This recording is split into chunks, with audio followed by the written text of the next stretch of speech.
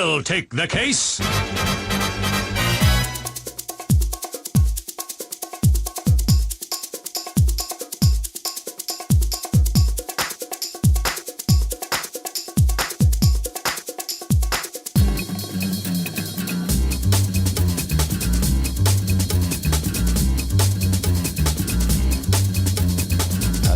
We blow this scene.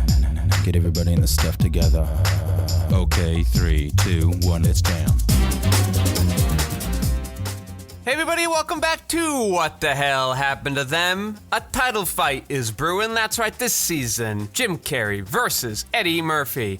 I am your host, Patrick Skeyhill, and joining me on the line is an overheated Wham, Joe Vekeman. Wham? Last Christmas, I gave Okay, you my yes, heart. yes. Now, Wham, that's the device in the movie, but we'll get to that. But Yes. first, I'd like to thank Lev Van Rensselaer reminding me to remind you that you can email the cast at whathappenedtothemcast@gmail.com. And our sponsor this week is Suds and Buds. Planning your bath time party extravaganza?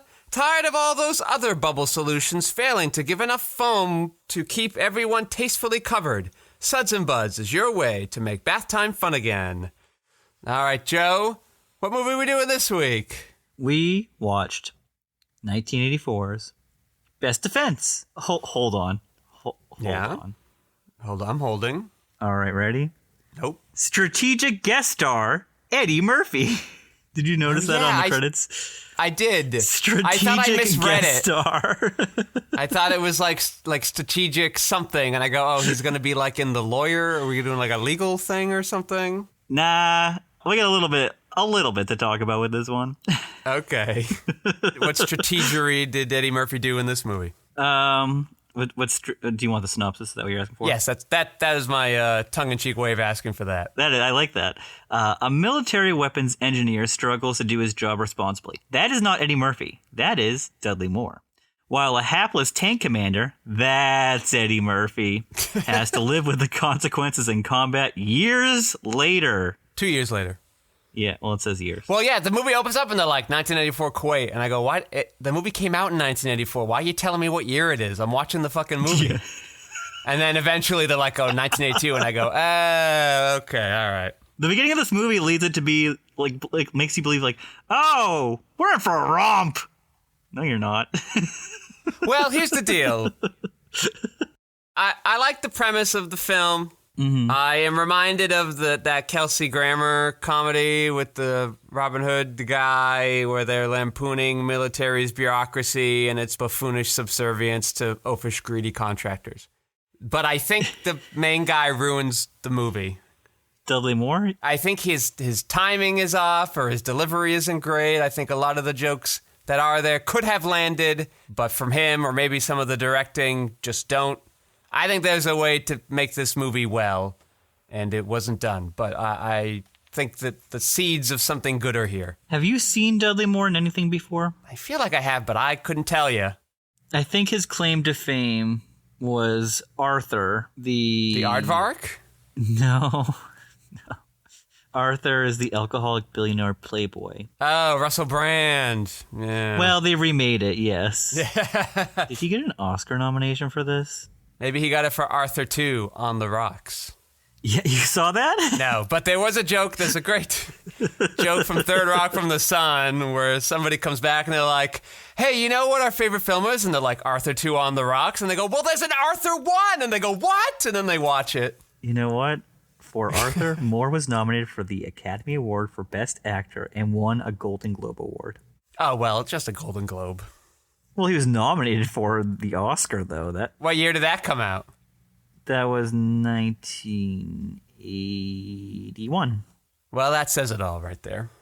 So 1, 2, 3, 4, 5 marriages in under 30 years. The Brits like to spread the love.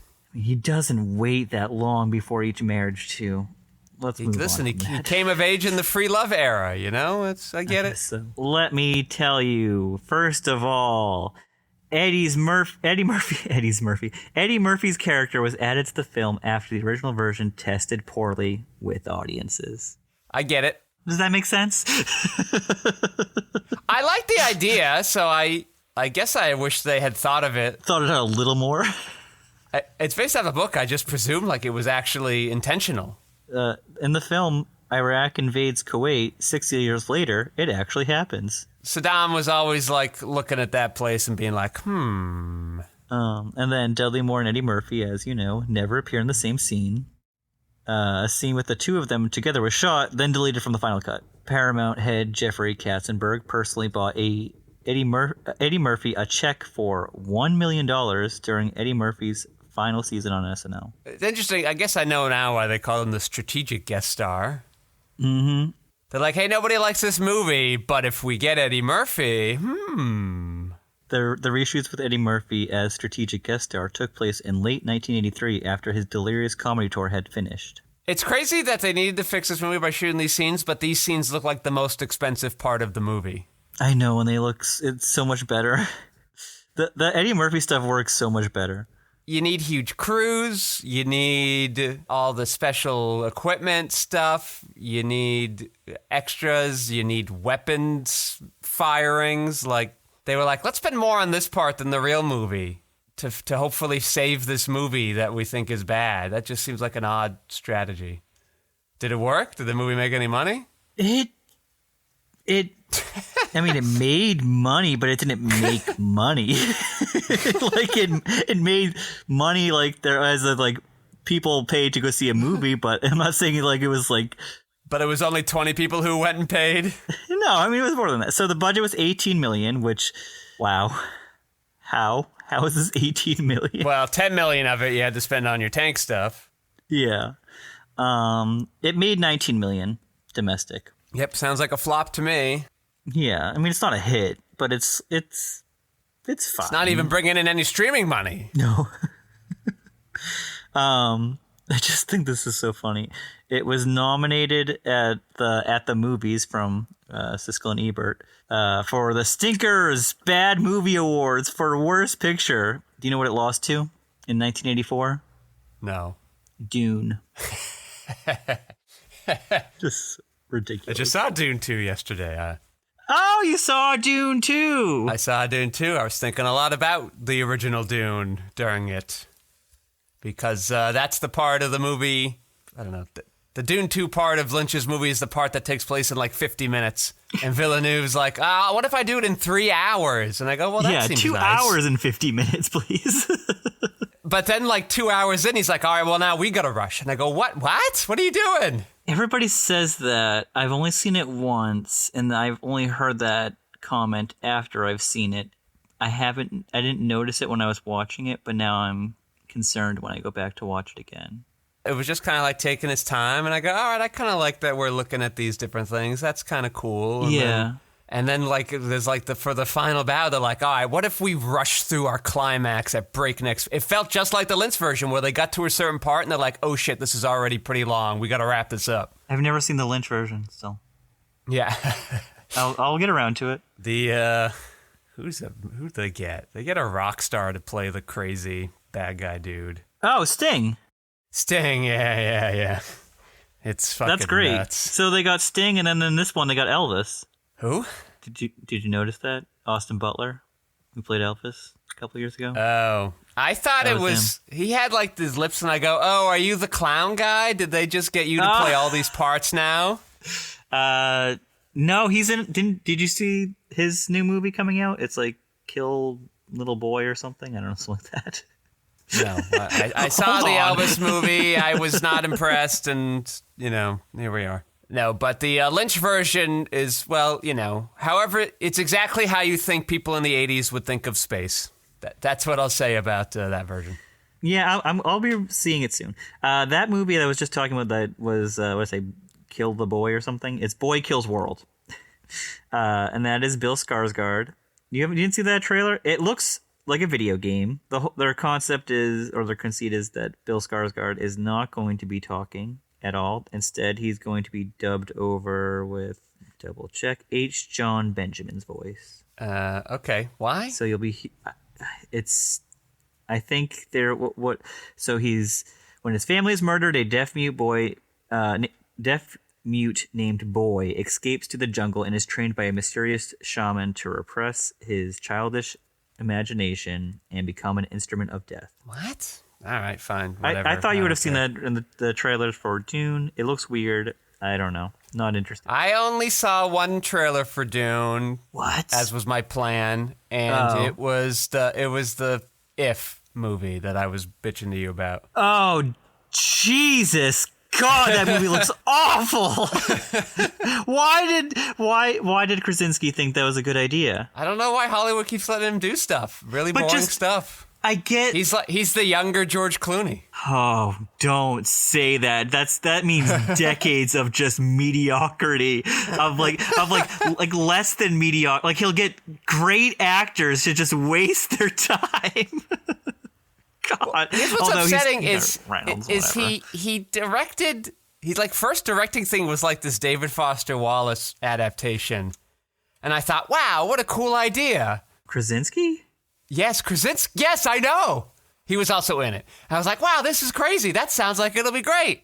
And it was like okay, but mostly a little lazy, or not creative. Very. Yeah.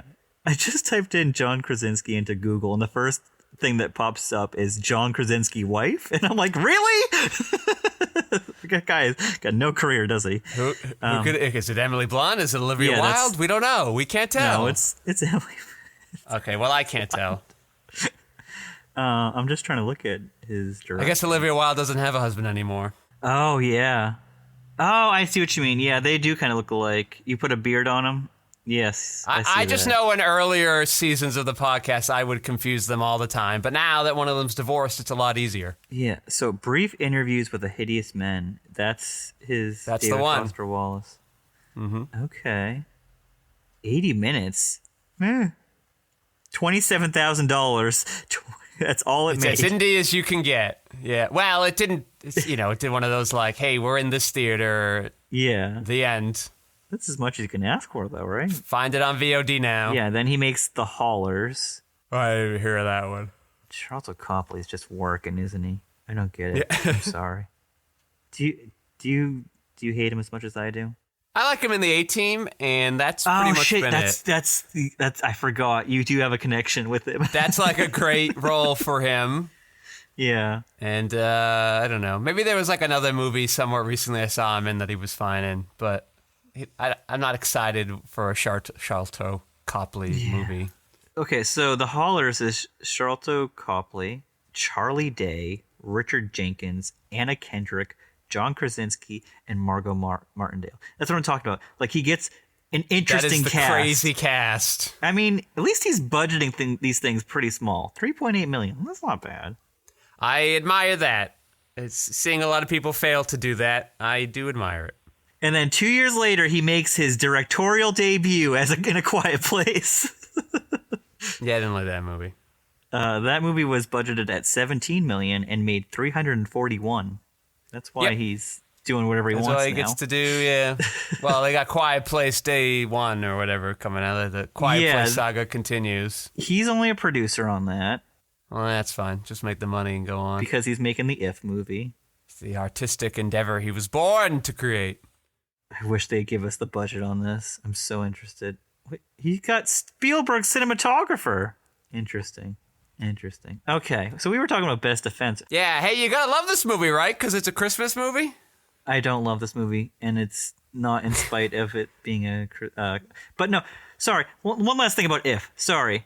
We just lost him. And we just mentioned him last week. Lou Gossett Jr. Oh, is he an If? He's an If. For real? So that's going to be his Wow. fucking last role? Oh, a crime. Unless it's fine. Who knows? Maybe it'll be good. Well, you and your kids can watch it, and when they are bored and want to leave in the middle of it, you let me know. When they give it the old Lightyear treatment, you just let me know. You know, I will say, he also gets out. He doesn't make long movies. All of his movies are like 85 minutes long. Good for you, Krasinski. So if is like another 90-minute movie, just like Quiet Place and his other two movies, bring it on. All right. Okay. You know what? Maybe I'm coming around to it. This is one of the two 1984 movies that starred Eddie Murphy. The other one was Beverly Hills Cop. Have you heard of that one? So is that what we're doing next week then? That's next week.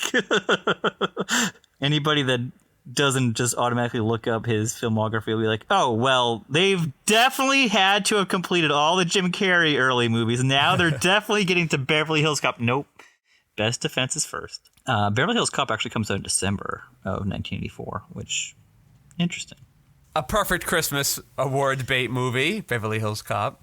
Is it? No, it's not, Joe. Well, it's funny you say that. I already looked some stuff up about that. Anyways, moving on. Let's see here. We got a G. Gordon Liddy reference. Did you notice that? I wanted to bring that up too, because I was like, oh, back-to-back Watergate watches for you? I mean, yeah, listen, we're 8 years removed from Watergate. It's still fresh in the public conscious, baby. Oh, yeah. Give it to me. Starting to find its way into scripts. You're like, oh, let's add this little reference to Watergate. Yeah. Well, Joe, you want to know how this movie's old?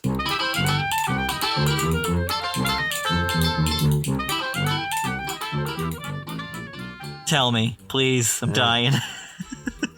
Computers are the size of liquor cabinets.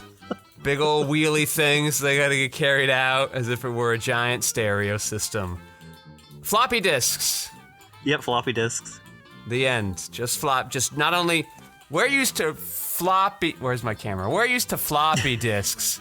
Yep. These are like floppy disks the size of an 8x10. These are huge. All right. Coffee machines are plentiful. When's the last time you've seen a coffee machine, Joe? We have one at work. Sorry. Oh, really? All right. I haven't seen one since the bowling alley that no longer exists. Fico's. What? And even they got rid of it before it officially closed down. It was right next to their payphone booth. Incredible. Now you getting how old it is? Yeah, we love a payphone. Computer code looks like it's being written on a typewriter as a data, or like an Excel thing is being written on a typewriter or something like that. Can't be very feasible these days at all. No, this movie's 40 years old. On the weird DOS printer paper with the dots on the side. Yeah, it is 40 years old, right? It's 40 years old. Everybody's celebrating the 40th anniversary of Best Defense. Yeah, yeah. Where's the 4K release? Bring it on. We got to celebrate Dudley Moore's hidden gem. I'm interested that you had such a strong opposite reaction compared to Finders Keepers, because I felt like... Oh, you thought... I was watching the movie and I was like, well, I think I find these amusing, but I'm not laughing. I didn't laugh. I mean, did I laugh at all in this? I liked when Tom Noonan shows up with the giant beard. Yeah, we've seen him before. What other movie did we have him in? Was it a Julia Roberts thing? God. Hold on. Jesus. So embarrassing. I should know all this shit right off the top of my head. Tom Noonan. I feel like we just watched him too. Maybe I just watched him. I just watched him in Last Action Hero. He was in The Pledge. Okay. For Jack. Yeah, he's the weird guy, right? The potential killer. Fits him, yes. Is that it? Yeah, that looks like it's it. That might be the one I'm thinking of then. The Pledge. Made better in 1990 by the Hungarians, but yes. I think The Pledge is getting released on a new, 4K for some reason. From Kino Lorber. And I'm like, I don't think I like that one enough. That's good. I can't. I give it 3.5. I mean... It's not The Crossing Guard. It's way better than The Crossing Guard. That is very true. Well, the lesson of the movie is never tell the truth. It just seems to make everything worse. Don't bother telling it. What was the point of his house falling apart constantly? Like the door? There was a gag with the door. Aside from some bits of physical comedy it was attempting, I think it was also trying to show either that their house was literally falling apart and their lives sucked and he had no money, or they were just in this endless renovation or something, or they had to buy a fixer-upper or whatever. Mm-hmm. And then they get to move to the fancy swanky things outside of an oil field for some reason. Between that and having half the action set in Kuwait, I wonder if there's an environmentalist or some kind of political commentary on the Middle East. I don't know. Yeah, what is... hold on. Give me a second. When Murphy hosted Saturday Night Live about 5 months after the film was released, he admitted in his opening monologue that he knew the film was awful and did it for the money. After I did 48 hours in Trading Places, all these scripts started coming from everywhere. We got a bonus guest. What did you think of Eddie Murphy's career early on? Okay, just be quiet, okay? Just gonna be a little quiet. All right. After I did 48 hours in Trading Places, all these scripts started coming from everywhere. And I picked up a script called Best Defense. Okay.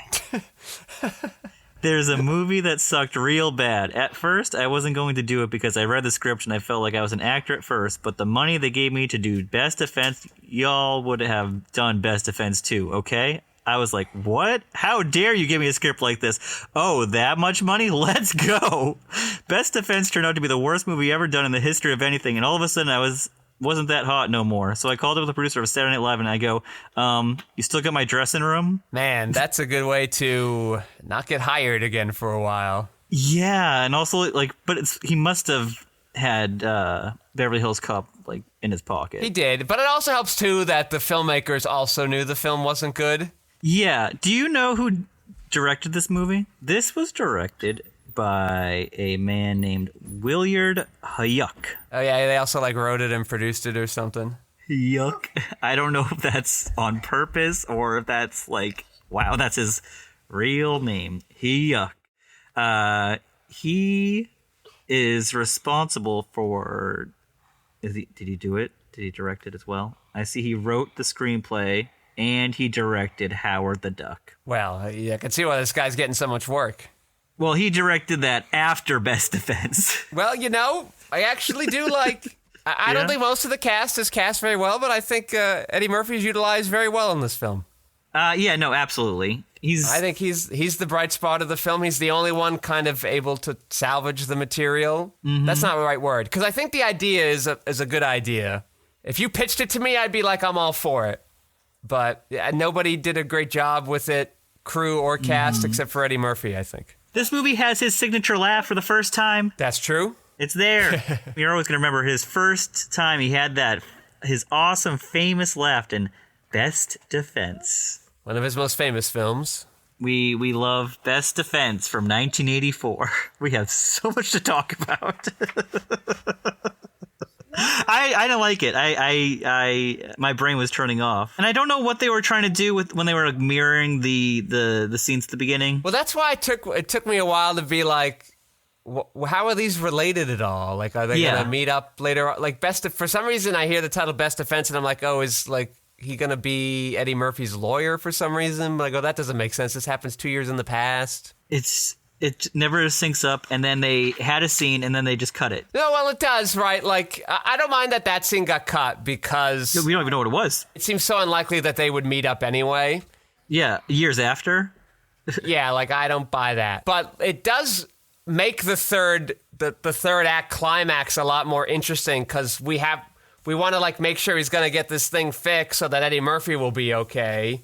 And, there's actual stakes and tension to it. And you get to see the remnants of the kind of military spending thing. So I'm into the idea of it. I don't mind that they never meet. I like having these dual storylines.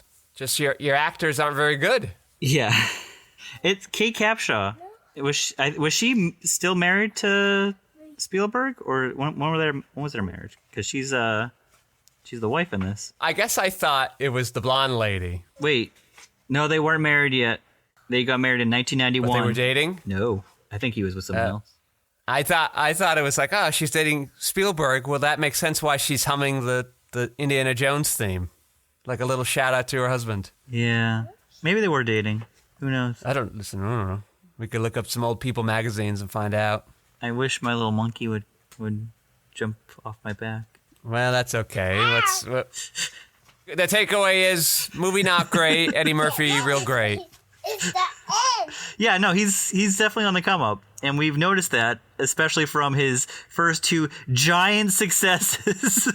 Yeah, but those ones were a lot more on the action-y adventure kind of line. This one is he's doing a pure comedy role, and he's taking strong advantage of bringing a lot of likability and charm to it. He still has Dudley Moore. Because in the first two, he had Nick Nolte and Dan Aykroyd. And then, as we know with the next one, though, it's kind of all on him. And I think that's where he's gonna really pop. Yeah, like in this one, like the role he has in this film, like all the other roles in this film, could have also been done very poorly and boringly, but it isn't. And it's even more apparent. It probably might have even helped him that he stands in such contrast to everybody else. Yeah. That you can now point to him and be like, oh, this guy knows what he's doing, but it's mostly because everybody else doesn't. I like the Eddie Murphy flavor he brings. All right, well, you got last looks on this one, Joe? My last looks, Murphy, he needs to be on his own. He's shown that he can do it. My last looks, why does Eddie Murphy do this movie? Well, he said it. He actually said it, apparently, on live TV, because they paid him $1 million. Yeah. Which for his, I don't know, week's worth of work seems totally fine. Yeah, a week of work, and you get paid $1 million. You get to go tell live television across the nation and be like, yeah, the movie sucks. You can see it if you want. Which definitely probably dinged the box office because he was a hot star. People would have gone to see it no matter what. But if his episode's airing 5 months or whatever after the movie's come out, it can't be in the theaters anymore. No. I believe he hosted the week it was coming out, like how they used to do it now. Yeah. Oh. Yeah. They certainly wouldn't let you do that these days. No. But different times. The show was just starting to. Like, it was still under 10 years old. That's true. They had no idea what kind of thing they had up on their hands. Yes, I think they might have had an inkling. They were like just trying to salvage it, and they're like, "No, we don't need the original cast. We can do this." Yeah, they were definitely trying to salvage it, and I guess we'll find out in Jason Reitman's Saturday Night Live 1975, coming out next year for the 50th anniversary. Did you know about this? I did know about it. I'm not interested, but God. I just gotta get it out. I used to really think Jason Reitman. Wow, he's a director for like a generation, and I'm gonna follow every movie he's gonna make. And because I saw the first one he made, I saw Thank You for Smoking in the theater, and I was like, I feel like I'm a little too young to see this, but that's okay. And then Juno came out, I'm like, that's fine. And then I was like up in the air, I'm like, okay. And then I'm like, where are we going here? What are we doing? What's going on here? And then he makes interesting movies with, what's her face? What's Diablo Cody? And then when he's not working with her, the most uninteresting pie movie happens. Oh, you're saying he needs a good script, you saying? Yes. He really needs a script to make him interesting at all, because he brings nothing to the table.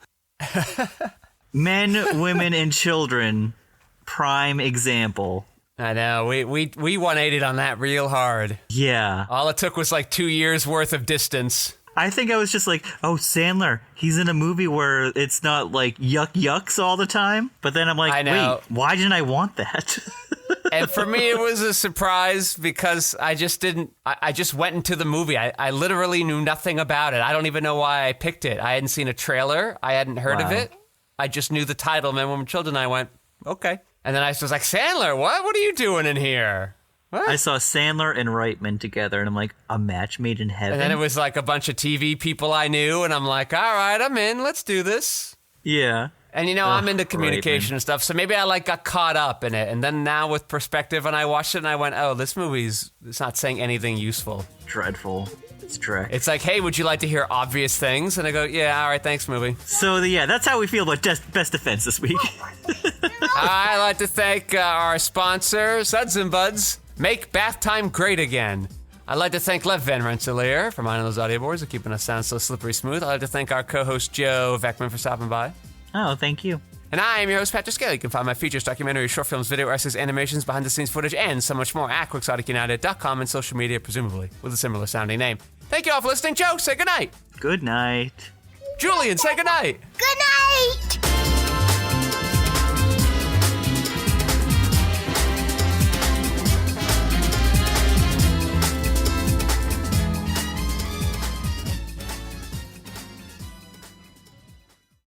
I finished the Drew Carey show. Oh, that must have been a sad moment.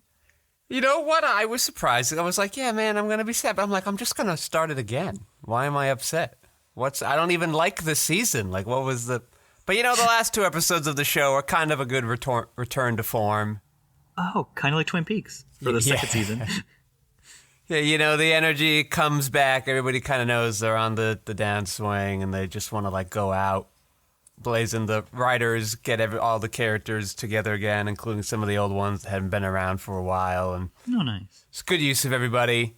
And then the very last episode's kind of cool. They go to for the last scene, they then kind of fade back to that version in the very first episode, and then you can kind of see how everything's changed over the course of 9 years.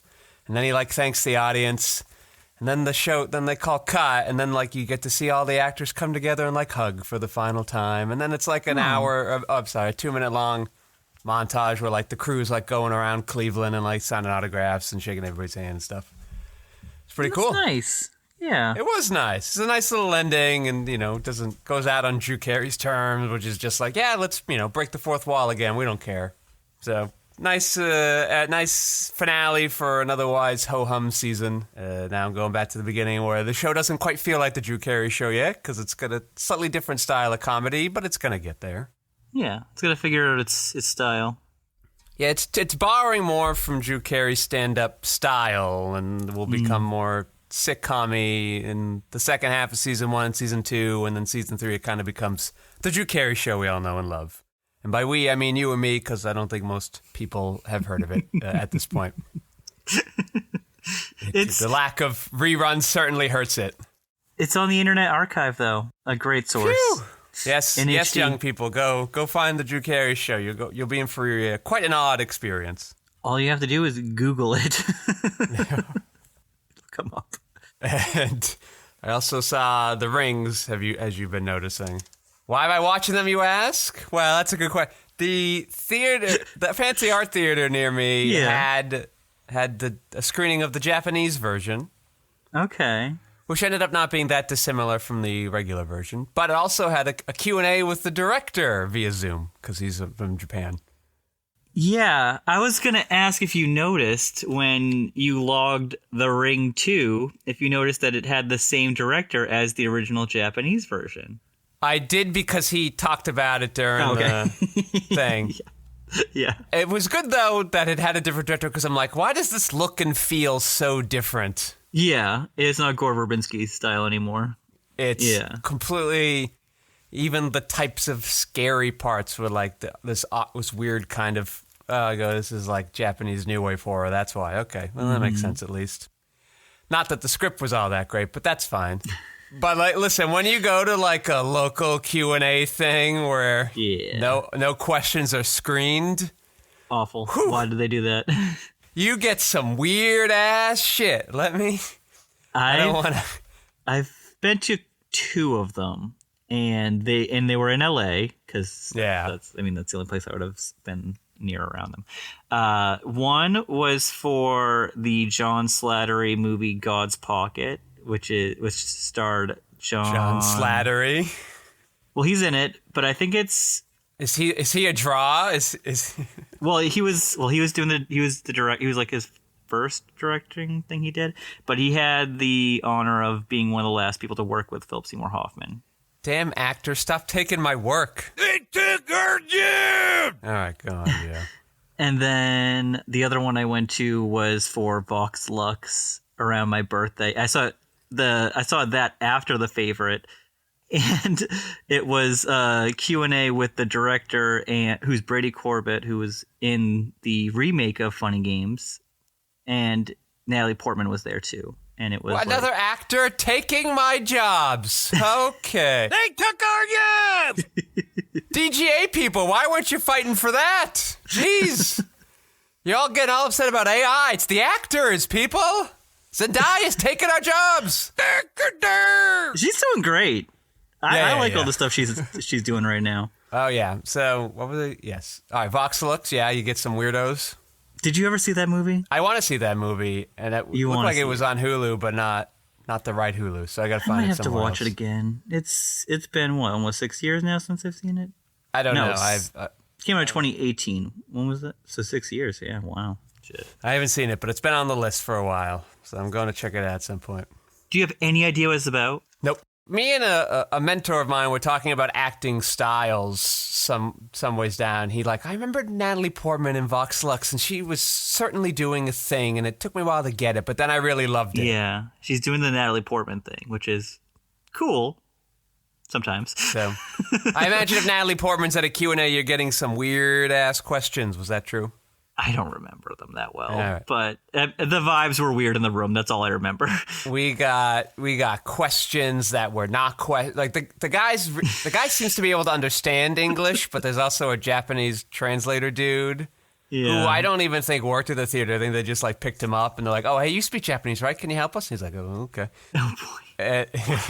This was really sourced. And this guy just goes on this long rant for a while, and then the Japanese translator's like, "Hey, is there a question in that? I don't know what to tell him." So there's that. There were questions that they were like Chris Farley-like questions. Were like, "Hey, remember Remember when you did that thing? remember the time?" That was so cool. Yeah, that was so cool. And one lady was like, "Oh my God, I was so glad to get to meet you in person. The Ring's my favorite film." And I go, "Really? The Ring? Favorite? Okay. Your choice, goth lady. That's fun." Yeah. Wasn't bad, but favorite feels strong. Especially the Japanese horror game. Like, it's just not one of the better entries. It's one of the earlier entries that started kind of the wave, but... Definitely. Yeah. It's not really a horror film. It's like a mystery film. Mm-hmm. Yeah, it's definitely a mystery. They're with horror elements. My thing with Q&As is like, I'm never going to ask a question because I'm like, I'm not that kind of person that's like, oh yeah, I dug deep. I'm really like, especially the first time I'm there, unless it's like something I'm like, this is my favorite of all time. This is a rep screening, and I'm in the front row, and I've prepared a question for the last like 5 years of my life. But that's not me, and I don't have that kind of, I don't know what those people have in their bodies that make them just say, "Oh, I'm going to say whatever I want." Yeah. Say whatever dumb thing they want because they can be the director's best friend. Yeah, I don't know. But I like the director because somebody would be like, "Hey, I saw that The Ring was based off of a book and you've kind of worked with this writer a couple of times. Like, what is it about their work that really speaks to you and stuff?" And the guy went, "Well, the producer found the book and wanted to turn it into a movie and then hired me to direct it." That was the end. That was the end. Just kills you. You're like, oh, so this is a business. You were hired.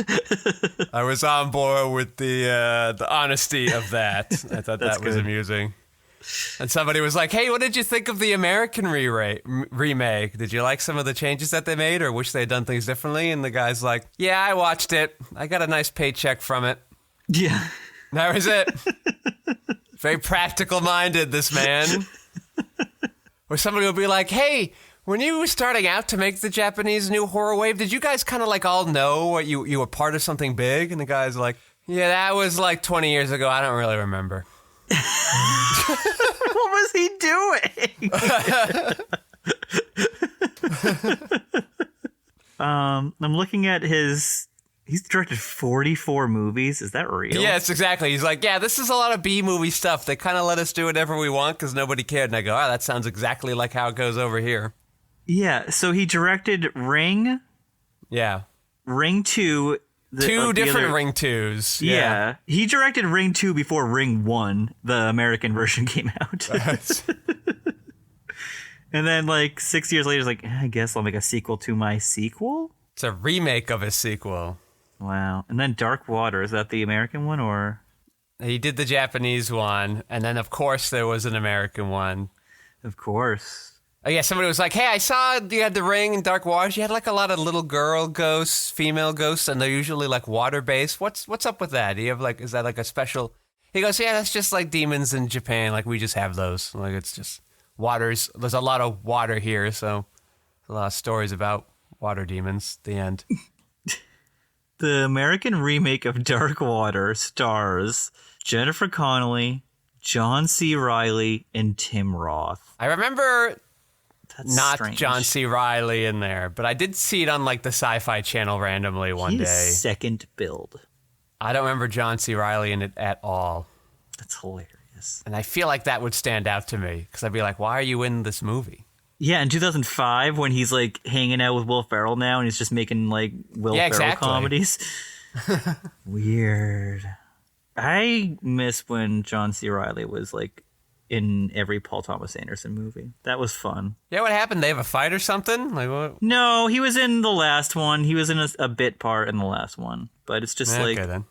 I wish he had, like, you know, how Philip Seymour Hoffman had, like, if he wasn't the star, he was always, like, 7th build in the next one. I don't know. He should be part of the rep crew, you know? Keep him in there. But I guess Paul Thomas Anderson's new guy is Sean Penn. He's in the new movie with Leo. Gravity's Rainbow. Vineland. Okay. I know, it's the other Thomas Pynchon book. I have it. I'm going to Fine. start reading it soon. I read the other one. At least you're getting some good literature in you. I can Yes. respect that. No more Boxcar Children for you, Joe. Now you're on to real books now. Wow, that just brought back some memories. Boxcar Children. Holy shit. All right. Are we ready to talk about best defense?